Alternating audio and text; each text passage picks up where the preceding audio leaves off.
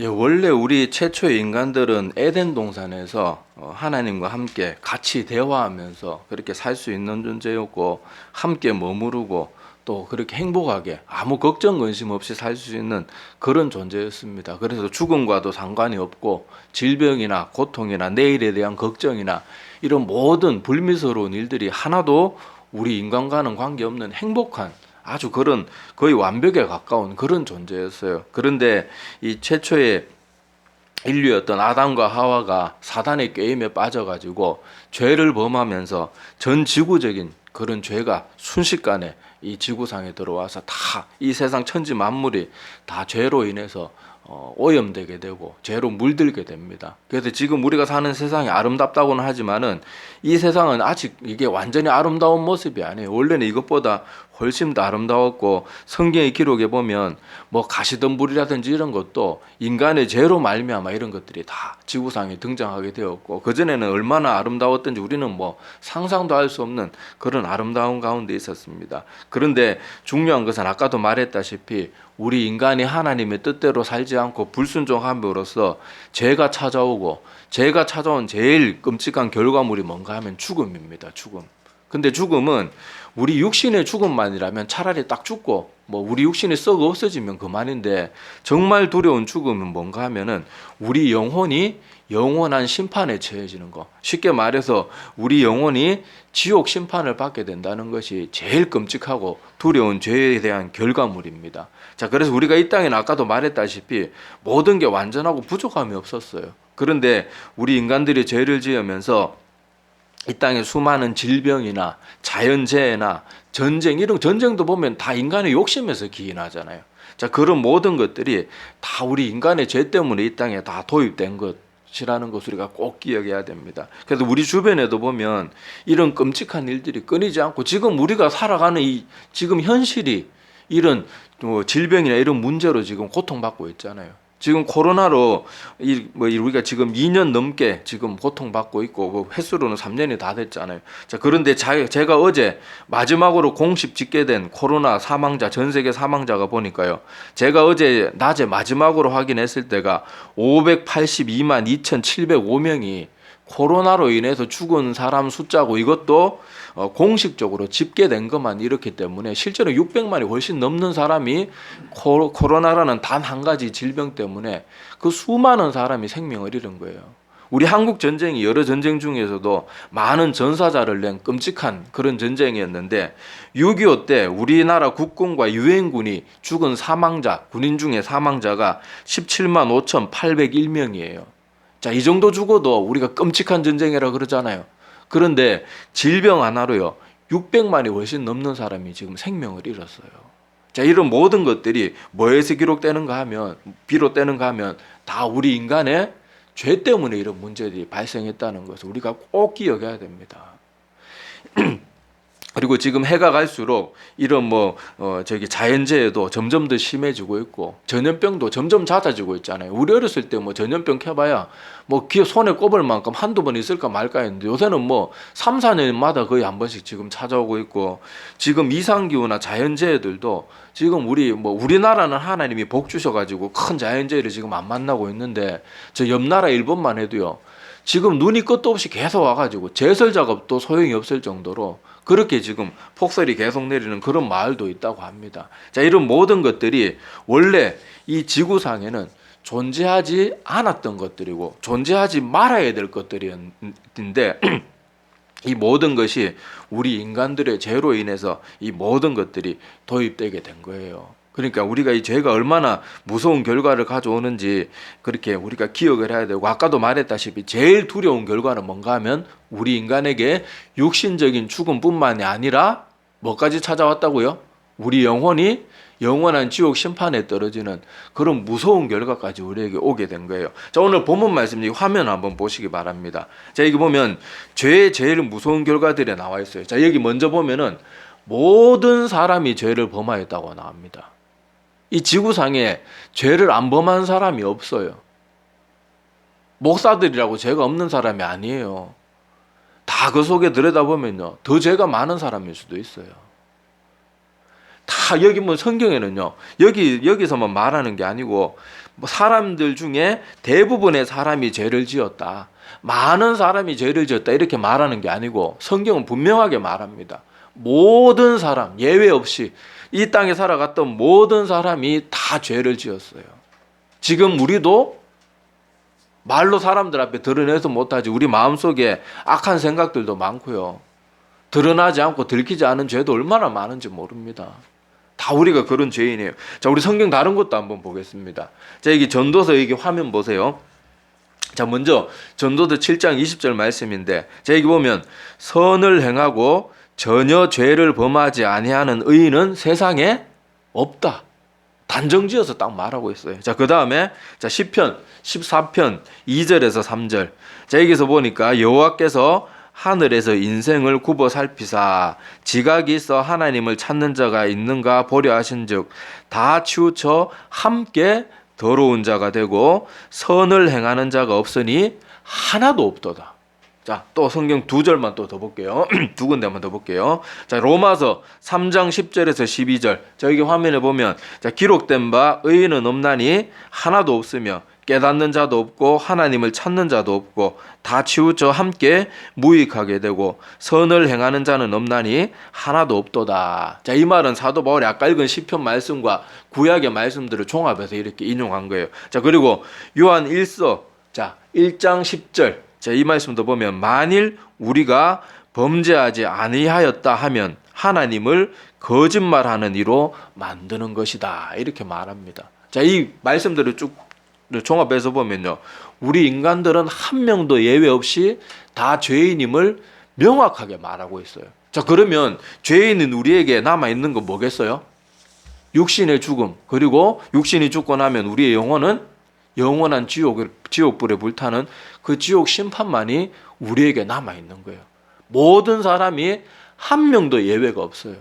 아무리 이 땅에서 뭐 다른 사람들에 비해서 좀 착하게 살았는지는 몰라도 이 땅에 살아갔던 누구든지 이 죄에서 자유로운 사람이 한 명도 없고 죄인이 아닌 사람이 한 명도 없고 이 죄의 문제에 대해서 자유로울 수 있는 사람이 단 한 명도 없다고 성경은 분명하게 말하고 있어요. 당연히 나도 거기에 속하지 않습니다. 우리가 다 속하지 않아요. 그리고 솔직히 우리가 조금만 양심에 손을 얹고 생각해봐도 내가 한평생 정말 천사같이 한 번도 나쁜 생각 안 하고 막 한 번도 욕설 입에 담지 않고 막 한 번도 남 미워해 본 적도 없고 뭐 이렇게 산 사람 솔직히 누가 있어요? 아무도 없어요. 아무도 없어요.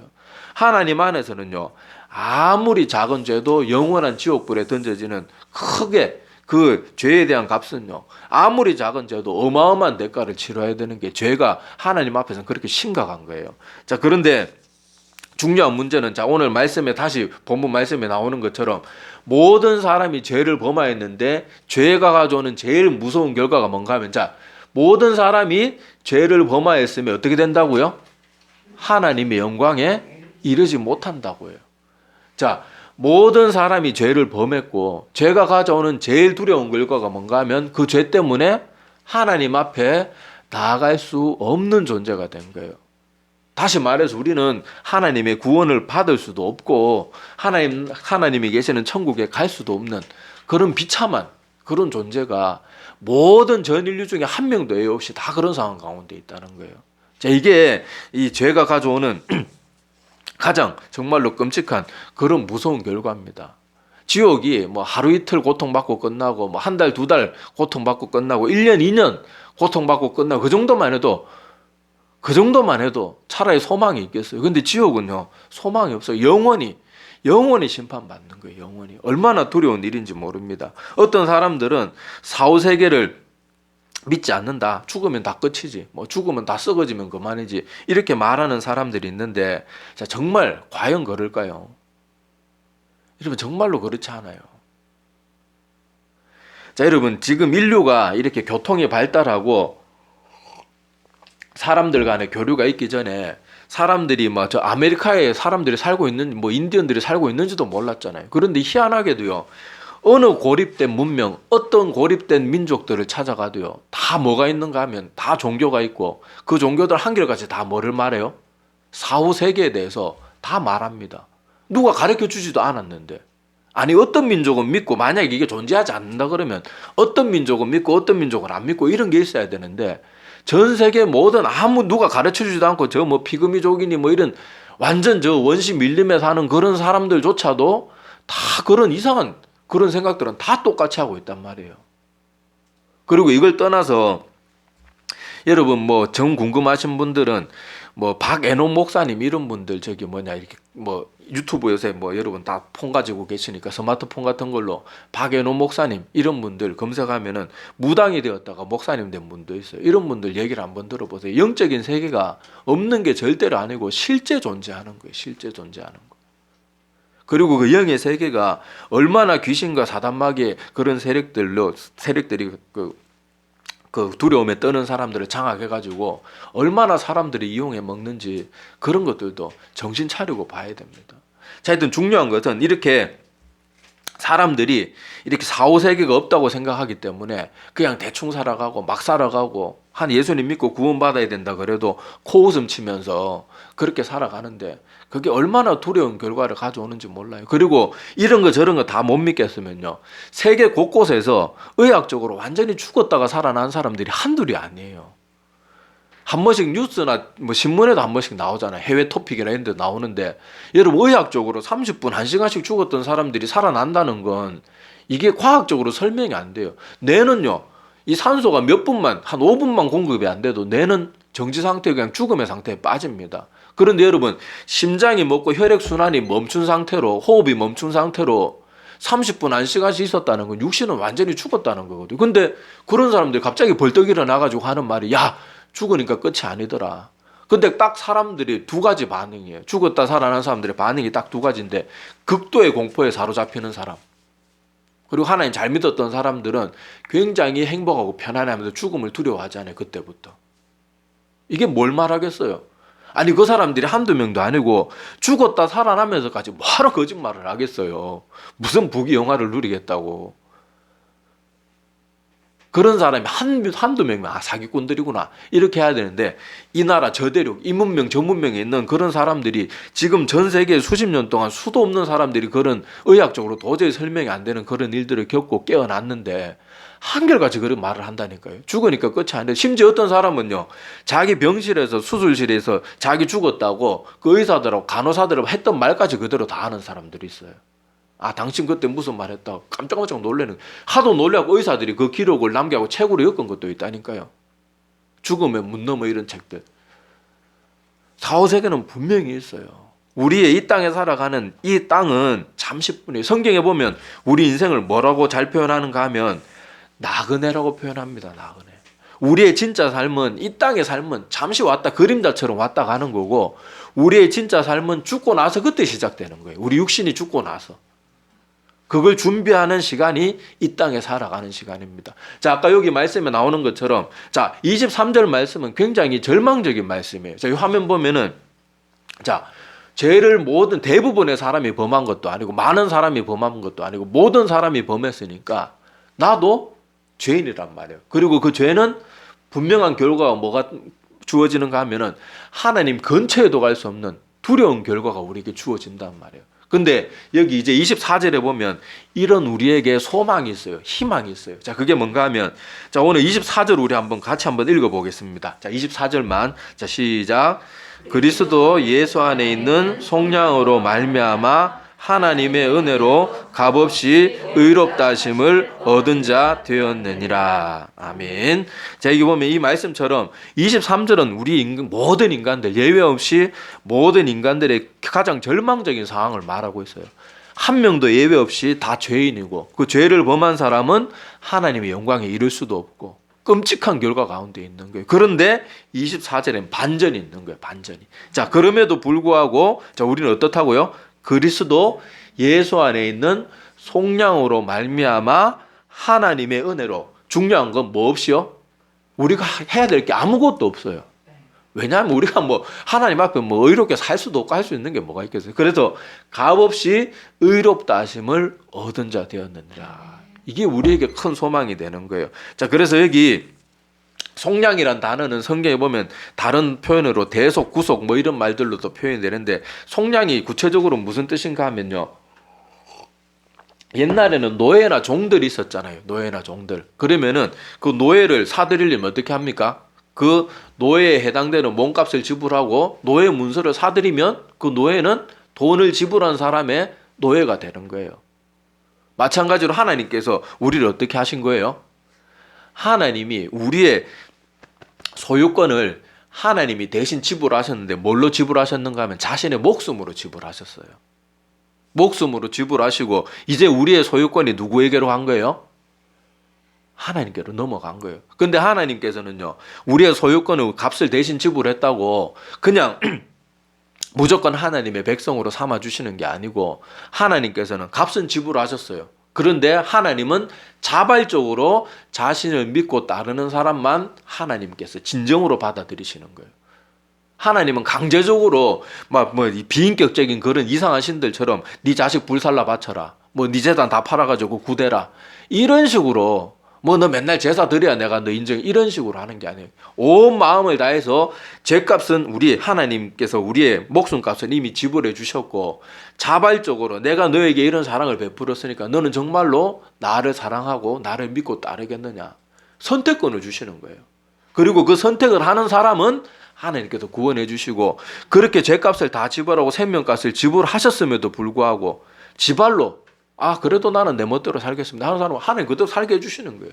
왜냐, 하나님은 강제적인 분이 아니에요. 인격적인 분이에요. 심지어 자기가 악한 선택을 해도 하나님께서 계속 돌아오라고 경고는 주시지만은 결국은 자기 선택을 하도록 그 모든 거는 하나님께서 맡겨두시는 거예요. 그래서 중요한 건 뭔가 하면 우리는 주님께로 돌아와야 되는데, 자, 오늘 24절의 이 말씀을 성경에 보면 다른 곳에서 조금 더 구체적으로 설명하는 부분이 있으니까 자, 그 부분 한번 우리가 보고 자, 말씀을 계속 나누겠습니다. 자, 여기 에베소서 2장 1절에서 7절 말씀입니다. 자, 글씨가 조금 작긴 한데 자, 한번 눈으로 보시면서 제가 읽어 드릴게요. 자, 그는 허물과 죄로 죽었던 너희를 살리셨도다. 여기 보면 허물과 죄로 죽을 뻔했던, 아니면 다 죽어가던, 빈사 상태가 되었던 이런 말이 아니고 그냥 단도직입적으로 허물과 죄로 너희들의 영혼은 이미 죽어 있는 상태라는 거예요. 자, 죽었던 너희를 살리셨도다. 그때 너희는 그 가운데 행하여 이 세상 풍조를 따르고 공중 권세 잡은 자, 공중 권세 잡은 자는 사단 마귀의 세력들을 말합니다. 공중 권세 잡은 자를 따랐으니 곧 지금 불순종의 아들들 가운데서 역사하는 영이라 분명히 말씀하고 있죠. 자, 전에는 우리도 다 그 가운데서 우리 육체의 욕심을 따라 지내며 육체와 마음에 원하는 것을 하여 다른 이들과 같이 본질상 뭐의 자녀였다고요? 진노의 자녀란 말은 뭔가 하면 지옥 백성이란 말이에요. 자, 진노의 자녀였더니 긍휼이 풍성하신, 긍휼이 무슨 뜻인지 알죠? 긍휼, 남을 불쌍하게 여기는 걸 긍휼이라 그러거든요. 자, 긍휼이 풍성하신 하나님이 우리를 사랑하신 그 큰 사랑, 이 사랑은 말로 표현할 수 없는 어마어마한 큰 사랑이 자기의 목숨까지도 내어주시는 사랑인데, 자, 그 큰 사랑을 인하여 허물로 죽은, 여기서도 이미 우리는 죽어 있다고 표현합니다. 다 죽어가는 게 아니에요. 우리 모든 사람은 이미 다 죽은 상태예요. 죽은 상태, 영적으로는. 자, 허물로 죽은 우리를 그리스도와 함께 살리셨고, 자, 갈로 돼 있고 너희는 은혜로 아무 값 없이, 아까도 우리 로마서에서도 나오잖아요. 그 값 없이 자, 구원받은 것처럼 너희는 은혜로 구원을 받은 것이라. 또 함께 일으키사 그리스도 예수 안에서 함께 하늘에 앉히시니. 자, 믿는 사람들에게는요, 예수님이 하나님의 아들이신, 그리고 하나님 자신인 그분이 우리를 위해서 대신 죽어주셨고, 그리고 다시 살아나셨고, 다시 살아나셔서 다시 하나님의 자리로 올라가셨잖아요. 그런데 우리 믿는 자들도 함께 하늘에, 여기 보면 함께 앉히신다고 표현이 되어 있어요. 자, 앉히시니 자, 마지막 에베소 2장 7절요. 이는 그리스도 예수 안에서 우리에게 자비하심으로써 그 은혜의 지극히 풍성함을 오는 여러 세대에 나타내려 하심이라. 이렇게 말하면서 아까 그 로마서 3장 24절의 짧은 말씀 여기 조금 더 풀어서 설명이 되어 있어요. 자, 여기서도 보면 우리 인간들은 이미 각자의 원죄 이런 거 복잡하게 생각할 필요도, 그런 거 필요도 없고 우리 각자 스스로가 다 죄가 있어요. 사람들이 선하다, 성선설 믿는 사람들, 자기 아기, 태어난 아기 가만히 놔둬 보세요. 부모가 간섭 안 하고 아기 가만히 놔둬 보세요. 착하게 크는가? 어떻게 클 것 같아요? 아기 가만히 놔두면 착하게 큽니까? 아닙니다. 아이들도 학교에 가서 선생님들이 아무리 옆에 친구 불쌍한 친구도 도와줘라 이렇게 뭐 아무리 그런 거 가르쳐도 그런 건 잘 안 듣고 옆에 친구들이 쌍욕하고 막 그렇게 나쁜 말하고 이런 건 금세 배워옵니다. 사람은 절대 선한 존재가 아니에요. 그래서 우리가 이렇게 죄로 죽었던 존재들이고 이렇게 악한 존재들인데 여기 말씀에 나오는 것처럼 하나님께서는 그 사랑이 무한하신 분이에요. 그래서 성경에는 하나님이 사랑이 많다 이런 표현으로만 되어 있는 게 아니고 하나님은 사랑이시라. 그냥 사랑 그 자체예요. 사랑 그 자체. 그래서 우리가 만약에 하나님이면 우리 인간들 같이 죄 많은 인간들을 구원해주고 구원해 주시기 위해서 대신 자기가 죽어주시고 이런 일들을 안 할 거예요. 그런데 하나님께서는 우리가 이렇게 죄가 많고 불완전한 존재임에도 불구하고 여전히 사랑하셔가지고 하나님께서 우리 인간들을 어떻게든 구원하시려고 했어요. 자, 그래서 그 방법 쓴 게 뭔가 하면 우리가 하나님께서 그 아들 예수 그리스도 우리 교회만 보면은 교회에 맨날 십자가 걸려 있고 십자가 그렇게 말하는데 그 십자가가 뭐 사람들은 뭐 십자가 불빛이 빨갛게 들어오고 하니까 뭐 이쁜 뭐 장식인 줄 아는데 십자가는 사형틀입니다. 사형틀. 인류 역사상 사람을 가장 잔인하게 죽이고 가장 고통스럽게 죽였던 사형틀이 바로 십자가예요. 큰 대못을 양손과 발은 포개가지고 거기 대못을 박아가지고요. 사람이 죽을 때까지 매달아 두는 게 극심한 고통 가운데 때로는 며칠씩 걸리면서 거기 십자가에 달려서 서서히 가장 큰 고통 가운데 죽어가는 게 십자가 죽음입니다. 근데 예수님은 우리를 위해서 하나님이심에도 불구하고 인간의 몸으로 이 땅에 잠시 오셨던 이유는 하나님의 모습으로는 대신 죄 성경에 보면 우리 죄에 대한 결과는 아까 뭐라 그랬어요? 죽음이라 그랬잖아요. 죽음. 자, 죽음이라 그랬는데 그 죽음의 값을 대신 치러주시기 위해서 그렇게 인간의 몸으로 오셔가지고 대신 십자가를 져주신 거예요. 져주신 거예요. 그래서 우리는 뭐만 하면 되는가 하면은 이제 예수님께서 하나님이신 그분이 우리를 위해서 대신 죽으시고 3일 만에 부활하셔서 이제 우리의 주인이 되신 것을 믿고 영접하면 되는 거예요. 자, 그래서 이 우리 성경에 제일 중요한 성경 두 구절, 여기 요한복음 1장 12절과 요한복음 3장 16절입니다. 우리 연달아서 같이 한번 읽어보겠습니다. 자, 같이 읽어볼게요. 자, 시작. 영접하는 자, 곧 그 이름을 믿는 자들에게는 하나님의 자녀가 되는 권세를 주셨으니. 자, 하나님이 세상을 이처럼 사랑하사 독생자를 주셨으니 이는 그를 믿는 자마다 멸망하지 않고 영생을 얻게 하려 하심이라. 아멘. 제 이 말씀이 정말로 중요한 거예요. 자, 아까는 원래 우리 인간은 너무너무 비참하고 소망이 없는 존재고 육신의 죽음뿐만이 아니라 죽고 나서도 영원한 지옥불에 떨어져서 영원히 고통받을 그런 안타까운 정말로 비참한 그런 상황 가운데 있었던 게 우리들의 존재에 원래 가야 될 그런 모습이에요. 그런데 아까도 말했다시피 하나님은 우리가 죄인임에도 불구하고 여전히 우리를 사랑하셨고 그래서 우리의 죄값을 죄는 반드시 죽음을 가져온다 그랬잖아요. 그래서 하나님이 전 인류의 모든 죄를 대신 다 짊어지고 인간의 몸으로 이 땅에 잠시 오셔서 대신 십자가에 죽으시고 부활하셔가지고 그 죄에 대한 값을 다 해결해 주셨어요. 인간들 가운데는 지가 죽는다고 지 죄 문제가 해결되는 게 아니잖아요. 살인자가 누구 미워가지고 누구 뭐 이렇게 뭐 칼로 죽였다, 총으로 쏴 죽였다고 내가 교도소 가서 형무소 가서 뭐 10년, 20년 살고 나온다고 그 사람이 살아나는 게 아니거든요. 인간은요, 자기 목숨값으로 자기 목숨도 못 구합니다. 근데 하나님은 달라요. 하나님은 말씀으로 이 천지 만물 모든 걸 만드시고 모든 인류까지 창조하신 분이기 때문에 하나님의 생명의 능력은 우리 인간으로 상상도 할 수 없는 어마어마한 값어치가 있는 거예요. 그래서 하나님이신 그분의 죽음으로 인류가 저지른 모든 죄에 대한 값을 치르고도 남는 거예요. 자, 그런데 그 어마어마한 값을 충분하게 하나님이 죄값을 치러주셨는데 그것이 내 것이 되게 하는 방법은 바로 이 말씀이라는 거예요. 이 말씀. 자, 여기 두 절의 말씀. 자, 여기 공통적으로 등장하는 단어는 믿는다는 말입니다. 믿는다는 말. 그 예수님, 하나님의 아들이신 그 예수님을 내 마음의 주인으로 믿는 것. 아, 저분이 나를 위해서 십자가에 대신 죽으셔가지고 내 죄값을 지불해 주셨구나. 이제 나는 죄와는 상관없는 사람이 되었구나. 그걸 확고하게 믿어야 돼요. 그런데 믿는 것은요, 그냥 말로만 저 믿습니다. 말로만 믿습니다. 그리고 뭐 십자가 목걸이 걸고 다닌다고 믿는 게 아니에요. 여기 보면 요한복음 1장 12절에 영접한다는 이 말이 중요해요. 자, 영접하는 자가 곧 그 이름을 믿는 자들이라고 말하거든요. 자, 그런데 영접은 믿는다는 건 곧 영접한다는 말인데, 영접한다는 건 무슨 말인가 하면 예수님을 내 마음의 주인으로 모셔드리는 거예요. 모셔드리는 거. 자, 그러면은 어떤 사람이 어떤 주인이나 어떤 왕을, 어떤 종이 그렇게 모셔드리거나 받아들이게 되면 그 사람은 그때부터 누구의 명령을 듣습니까?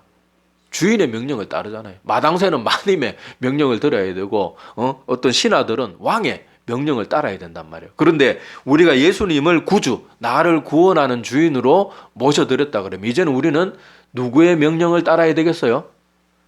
하나님의 명령을 따라 사는 것이, 그게 진짜 믿는 거예요. 그래서 어떤 사람들은 보면요, 교회 다니면서도 뭐 교회 생활은 교회 생활대로 하고, 뭐 세상 나가서는 세상 뜻대로 또 살고 그렇게 하는데, 그거는 하나님 믿는 게 아닙니다. 그건 착각이에요, 착각. 여러분 생각해 보세요. 자, 남녀 간에 사랑을 해도요, 정말로 한 사람을 사랑하면 그 사람에게 올인합니다. 맞잖아요. 정말로 어떤 뭐 남자가 어떤 여인을 사랑한다든지, 또 어떤 한 여인이 어떤 한 남자를 사랑한다 그러면 어떻게 해요?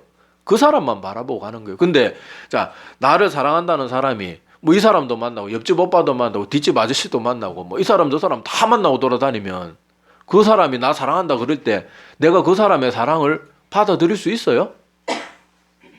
말이 안 되는 거잖아요. 말이 안 되는 거잖아요. 근데 우리는 하나님 믿는다고 하면서도요, 이 사람 믿고 저 사람 믿고 그러고 있는 거예요. 무당 점집에도요, 교회 권사님들, 집사님들이 그렇게 많이 온대요. 이건 지어낸 얘기가 아니라 실제로 그렇습니다. 실제로. 무당이었다가 그렇게 기독교인이 된 그런 분들이 실제로 하는 말들이에요. 여러분, 그건 하나님 믿는 게 아니에요. 그거는. 하나님을 믿으면 온전히 하나님만 바라봐야 돼요. 온전히 하나님만. 온전히 하나님만 바라보아야지 그것이 하나님을 참되게 믿는 것입니다. 그리고 아까 말했다시피 우리가 하나님 나라에 들어가서 하나님의 자녀가 되는 그 기회는요, 내가 죽고 나서 그때 하나님 앞에 가서 열심히 뭐 그렇게 하나님 정말 사실 잘 못 믿겠는데 죽고 나서 그때 하나님 앞에 가서 삭삭 빌면 되겠지. 아니에요. 우리의 인생에 이 땅에 살아가는, 우리의 육신의 삶이 붙어있는 이 땅에 살아가는 동안 내가 예수님을 믿느냐 믿지 않았느냐, 그것을 가지고 우리는 하나님 앞에 구원받거나 구원받지 못하거나 그것이 결정되지, 마지막 때 가면 하나님 앞에 빌고 이럴 기회가 주어지지 않아요. 기회가 없어요. 우리의 판단은 이 땅에서 살았던 그 삶의 모습으로 우리의 구원이 결정되어지기 때문에 이 땅에 숨이 붙어있는 동안 우리는 반드시 예수님을 구주로 영접하고 정말로 참되게 믿고 오직 주님만 바라보고 믿어야 돼요. 아까 말했다시피 하나님 믿으면서도 뭐 무속신앙 뭐 이런저런 거에 빠져가지고 그런 식으로는 백날 천날 믿어봐야 아무 소용없습니다. 그거는 내 생명을 살리는 믿음이 못 돼요. 아까도 말했다시피 성경에 보면 예수님이 하나님에 대해서 어떻게 하나님을 섬기라고 말하는가 하면 내 힘을 다하고 뜻을 다하고 목숨을 다해서 내 하나님 아버지를 사랑하라 그랬어요. 근데 아까도 말했다시피 사랑한다 그래 놓고 이 사람도 만나고 저 사람도 만나고, 그 사람은 그 어떤 누구에게도 그 사람의 본심을 아무도 인정받지 못, 그게 당연한 거고, 마찬가지로 하나님 믿는다고 하면서도 하나님도 믿고 뭐 말씀도 보고 교회도 다니고 예배도 드리고 하는데 여전히 세상에 이것저것 기웃기웃거리고 여전히 세상적인 생각들에 빠져있고 또 세상에 나가서는 세상적인 말들 하고 이렇게 한다 그러면 그건 하나님을 온전히 아직 믿는 상태가 아니에요. 그거로는 구원받지 못해요. 반드시 하나님만 따르는 그런 믿음이 되어야 됩니다. 그리고 절대로 다음으로 미루면 안 돼요. 지금 이 순간 하나님 앞에 나 반드시 구원받는 믿음을 주십시오. 막 사생결단하고 하나님을 붙들어야 돼요. 여러분, 제가 뭐 설교 때마다 여러 번 예로 드렸지만은 지금 코로나가 주는 교훈이 분명히 있습니다. 한번 생각해 보세요. 여러분, 세상에 오는 순서는 있어도요, 가는 순서는 없어요. 내가 언제 어떻게 하나님의 부르심을 받을지 몰라요. 젊고 건강하다고 하나님이 안 불러가시는 거 아니에요. 지금 코로나 사태를 보면서 우리가 꼭 기억해야 될 것이 뭔가 하면요, 여러분, 어떤 사람이 자꾸 열이 나고 기침이 있고 몸살 기운이 있어가지고 병원에 갔어요. 병원에 갔는데 아이고 코로나 확진이래요. 그러고는 그때부터 바로 격리해가지고, 아이고, 나 집에 뭐 가지러 가야 됩니다. 아이고, 나 지금 뭐 해야 됩니다. 아무리 말해도 소용없어요. 딱 격리병동에 들어가면요. 아무것도 못 합니다. 자기를 만나러 오는 사람도 완전 우주복 같은 그거 방역복 입고 와가지고, 그것도 맨날 들어오지 않아요. 잠시 왔다 가고요. 아, 이제 뭐 그렇게 나는 감기인 줄 알고 왔는데, 하루 이틀 지날수록 병세가 막 갑작스럽게 막 진전이 되는 거예요.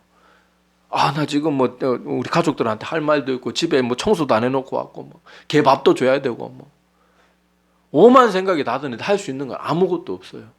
이제는 진짜 하루 한 2, 3일 지나면요, 코로나로 돌아가시는 분들이 보면 갑작스럽게 병이 확 올라가 봅니다. 그때부터 이제 걱정거리도 아니고 정신마저 혼미해져요. 그래서 마지막으로 잠깐 정신이 돌아올 때, 아이고, 마지막으로 가족들한테 아이고 뭐 한마디라도 해야 되는데 어쩌노 하는데 아무것도 할 수 없는 거예요. 가족들하고 가까이서 얼굴도 못 봐요. 저 병실 밖에서요, 가족들이 손을 들면서 기껏 할 수 있는 게 스마트폰 몰고 영상통화로 마지막 대화할 수 있는 것밖에 없어요. 그런 식으로 2년 동안 아까 말했다시피 600만 명이 죽어갔어요. 우리는 정말 하나님 큰 은혜로 이렇게 건강하게 사는 거지, 말이 600만이죠.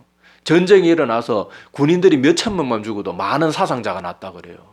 근데 우리 6.25 때 유엔군과 국군, 뭐 북한군, 중공군 빼고 유엔군하고 국군 죽은 숫자만 해도 17만 명인데 600만 명 얼마나 많은 숫자입니까? 우리 김천 시내 인구, 우리 지금 막 김천시 뭐 저것 때문에 막 검능고에 넓혀서 그렇지, 지금 김천 시내 인구는 6만 몇천 7만이 지금 안 되는 걸로 제가 알고 있어요. 우리가 옛날에 알고 있던 김천 시내 인구가. 그런데 거기에 100배에 달하는 수가 죽었단 말이에요. 내가 그런 일이 나에게 안 닥칠 거라고 어떻게 생각합니까? 꼭 코로나가 아니더라도 여러분 얼마 전에는 또 저 공사장에 그 뭐 아파트 무너져가지고 사람들 돌아가셨잖아요. 그것도 보세요. 그런 재해도 왜 생깁니까? 다 인간의 죄 때문에 생기는 거예요. 큰 업체가 그 건설 발주 받았으면 자기들이 해야 되는데 하청 주고, 하청업체는 또 하청 주고 하다 보면 중간에 자기들 마진은 남겨야 되고, 자꾸 그러다 보니까 뭐 자재도 좋은 거 안 써, 공사도 대충 하고 급하게 하고 빨리 하고 규정대로 안 하고, 다 인간의 죄 때문에 그런 막 사람이 죽고 사고로 죽고 질병으로 죽고 자연재해가 일어나고 이런 모든 것들이 다 이렇게 죄 때문에 기인한단 말이에요. 그리고 그런 죄에 나도 언제 어떻게 될지 모르는 거예요. 그러니까 우리가 이 땅에 살아가는 동안 반드시 이 교회를 다음으로 미루면 안 돼요.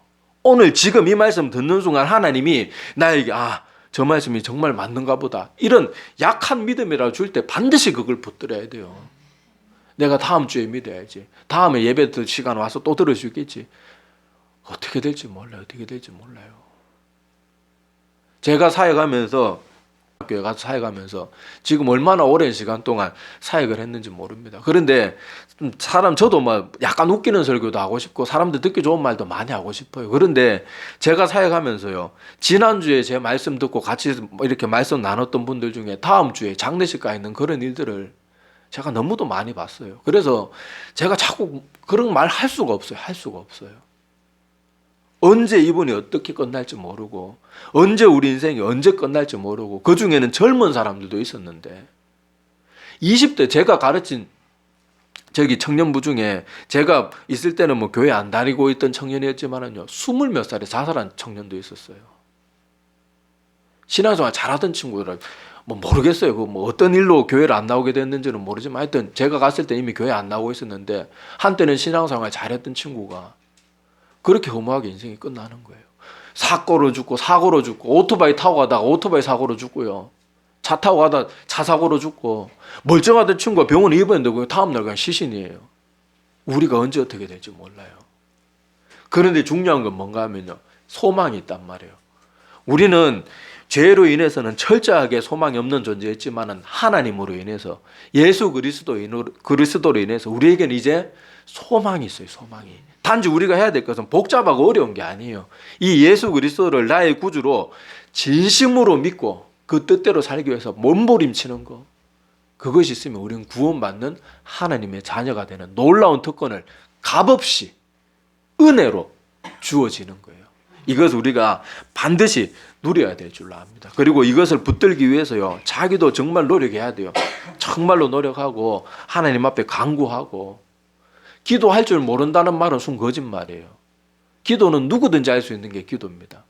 기도는 하나님 앞에 하나님 저 살고 싶어요. 저 구원받고 싶어요. 있는 그대로 말하는 게 기도인데 뭔 기도를 못합니까? 기도 못한다는 건 말도 안 되는 소리고 그냥 내 마음 그대로 하나님 앞에 아뢰면 돼요. 저 목사님이 하는 말이 100% 지금 다 이해는 잘 안 되지만은 정말 천국과 지옥이 있다면 저 꼭 구원받고 싶습니다. 하나님 내 주인이 되어주세요. 주인이 되는 것이 어떤 것인지 구체적으로 모르겠는데 그것도 가르쳐 주시고 도와주고 그 기도 누가 못합니까? 기도 못한다는 건 순 거짓말이 게을러서 자기 변명하는 거예요. 정말로 내가 살고 싶다면 주님 앞에 나와서 서투르든 어떻든 간에 하나님 오히려 그런 진실한 기도를 더 기뻐하지 청산유수같이 성경 인용 많이 하고 남들에게 뽐내기 위한 기도 하나님이 가증스럽게 여깁니다. 가증스럽게. 그딴 기도는 차라리 안 하는 게 사람들에게 들려주기 위해서 하는 기도는 저 사람 기도하는데 나 잘했다 그런 기도는 차라리 안 하는 게 나아요. 안 하는 게. 정말로 하나님 앞에 간절하게 하나님 저 말씀도 아직 잘 모르겠고 성경 말씀도 저 지식도 부족하고 그렇지만은 저 반드시 구원받고 싶습니다. 하나님 내 마음의 주인이 되어주시고 저도 하나님 뜻대로 살 수 있도록 모든 걸 결단할 수 있는 힘과 능력도 주십시오. 그렇게 해서 우리가 이 땅에 살아가는 동안만 유일하게 주어지는 이 구원의 기회를 반드시 잡으시기를 바랍니다. 얼마나 큰 은혜입니까? 우리에게 하나님이 많은 걸 요구한 것도 아니고 하나님이 다 이루어주셨고 단지 우리는 믿고 따르기만 해라. 믿고 영접하기만 해라. 그거 하나를 사람들이 안 해요. 그거 하나를 안 해요. 그거 하나를 안 해요. 정말 다급하면 하나님 앞에 찾아가는 게 아니라 아까 또 말했다시피 심지어 목사 중에도 찾아오는 사람이 있대요. 무당 그 얘기 들어보니까요. 얼마나 거짓된 믿음입니까? 믿음도 착각하지 말고 정말 주님만 바라보면서 하나님 바르게 믿고 나의 유일한 주인 되신 분은 삼위 하나님밖에 없습니다. 그렇게 믿어서 꼭 구원받는 하나님의 백성들이 다 되기를 간절히 소망합니다. 그리고 하나님과 세상 겸하여 섬기고 대충 신앙생활하는 거 빨리 접어야 돼요. 빨리 정말 하나님만 바라봐야 돼요. 하나님만 바라보고 구원받는 하나님의 참된 자녀가 되는 우리 모두가 되기를 소망합니다. 기도드리겠습니다.